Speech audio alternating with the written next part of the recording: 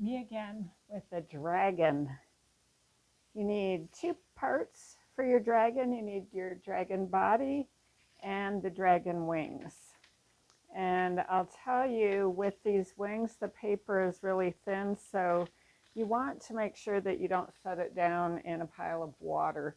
We tend to get a lot of paint and water on our tables during our summer art days, so take a rag and dry it off before you do your wings. Starting with your dragon body, go ahead and put your name on it. You want to, the front side is going to be the side that's a little bit rougher. So find the front side of your dragon and put your name somewhere on there. And while you're at it, you can draw some facial features if you want, or you can do them with paint as we go along. I'm going to start with maybe an eye. Oh, I look like I kind of have a worried dragon. But I'm going to put an eye on there, and maybe I'll put a smile. I'll put a smile on mine. I'll even put some teeth on it. Okay. And you'll, of course, want to put your name somewhere, probably on the back side of your wings, just in case they get separated while they're drying. On the front side of your wings, while you have your marker out, you can, if you want to, this is optional, but you can do a marker outline.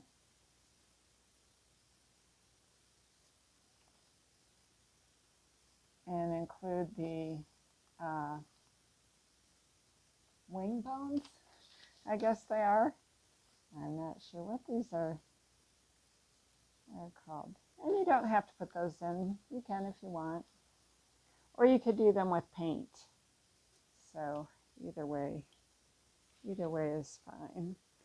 Now this is watercolor paper. And usually when we use watercolor paper, it is a great idea to take just a plain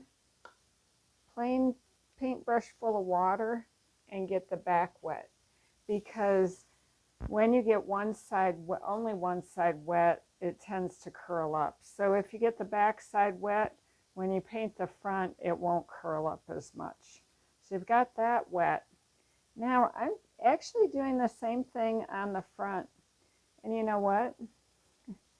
I used a water-based marker on that, so my face is smearing. You all will use permanent markers when you do that. I forgot about that little detail. So my eye and mouth and name are all smeared, but yours will look much better. So the reason I got this all wet was because when I start putting some color down and I touch it onto that water, it will go ahead and spread and flow with that water. And you can use any colors you want, of course.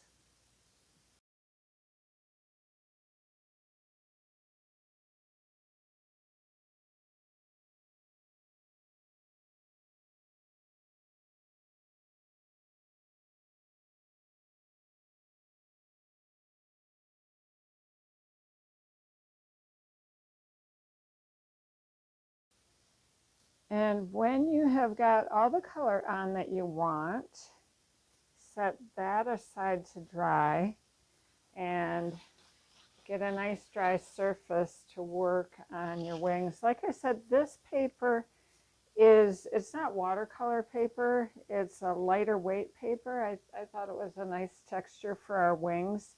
It will wrinkle a little bit, so you don't want to get this super soaked with water, but it will wrinkle up a little bit. And from what I understand, dragon wings are a little bit leathery, and So that wrinkly texture might look a little bit like that leathery texture that dragon wings have.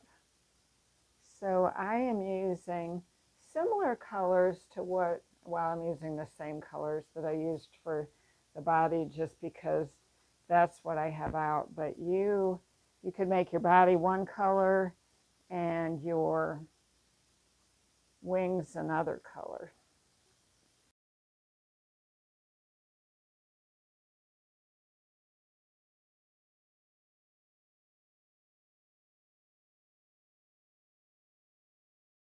So when you get your wings done, you want to set them aside to dry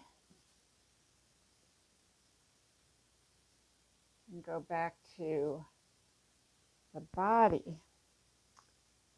Now what I'm doing here, you can try doing this however you want, but I am trying to show scales on here. So I'm using this cotton swab and dotting. The other way that you could show scales is maybe to use a marker before you start with the paint or after and do little curves. I'll actually see if this will dry and then I can put some on. Like I said, this is totally optional.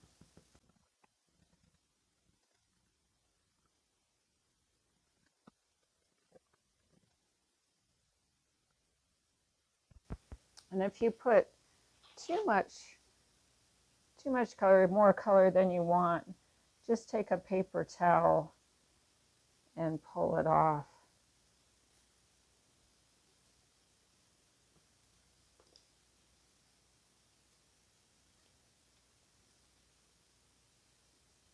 And then I need to let this dry for a minute so I can show you the next part. After your dragon body is dry, you can take, I wouldn't use black, although depending on the colors that you use to paint it, black might be a good choice. I'm looking for, since I use purple, I'm looking for kind of a purple. So you could come in here and just make little parentheses or, I don't know, doohickey things.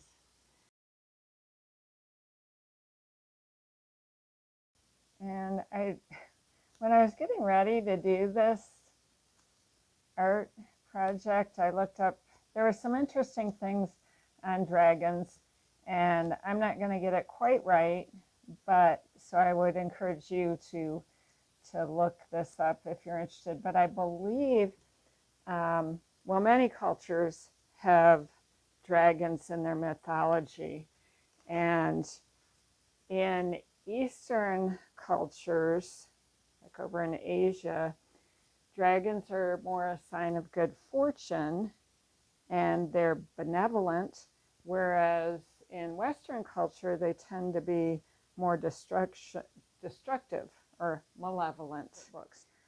You are going to put your wings over so they're evenly drooping on both sides. Come in, staple, and then this is going to, when it goes up on the wall, we'll staple one, kind of hard to show you here. We'll staple a wing up against the wall.